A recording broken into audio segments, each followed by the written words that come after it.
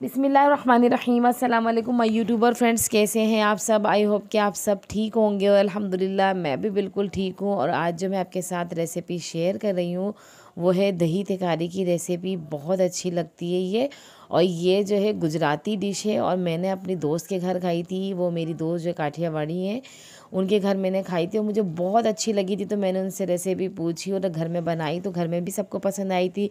तो मैंने सोचा आपके साथ इसे शेयर करना चाहिए। तो जो दोस्त चैनल पे नए हैं जल्दी से वो मेरे चैनल को सब्सक्राइब कर दें, साथ ही बेल आइकन को भी प्रेस करें ताकि न्यू वीडियोस का नोटिफिकेशन आप तक जल्द से जल्द पहुंच सके।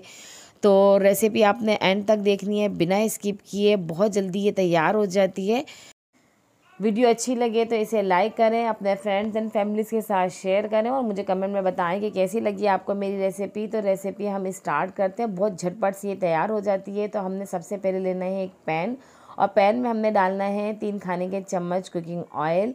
ऑयल को हमने ज़्यादा गर्म नहीं करना है। इसके बाद हमने राई दाना डाल दिया है आधा खाने का चम्मच, और आधा खाने का चम्मच ही हमने सफ़ेद ज़ीरा डाल दिया है, और थोड़ी सी हमने हींग डाली है, तकरीबन 1 पिंच के करीब।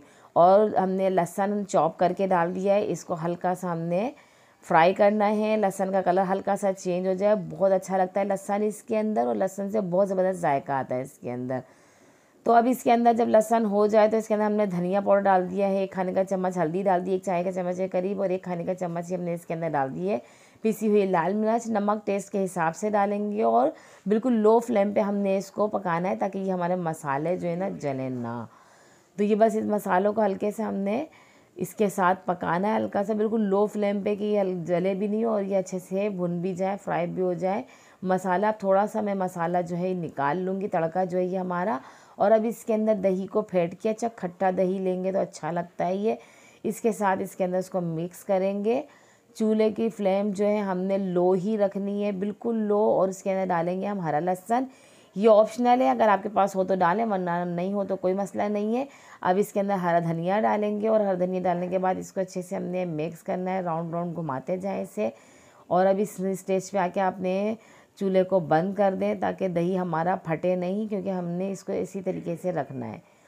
तो ये बिल्कुल हमारा तैयार हो गया है, मसाला अच्छे से पक चुका था और अब ये दही में बिल्कुल मिक्स हो गया है। अब इसे हमने प्लेटर में निकालना है, ये बिल्कुल रेडी है।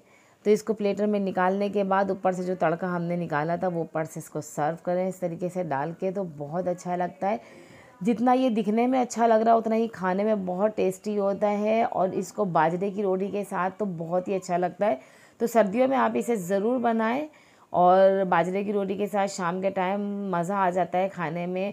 तो कैसी लगी आपको ये मेरी आज की रेसिपी, आप मुझे कमेंट में बताएं, और ऐसे ही नेक्स्ट वीडियो तक मुझे दीजिए इजाज़त। अल्लाह हाफिज़।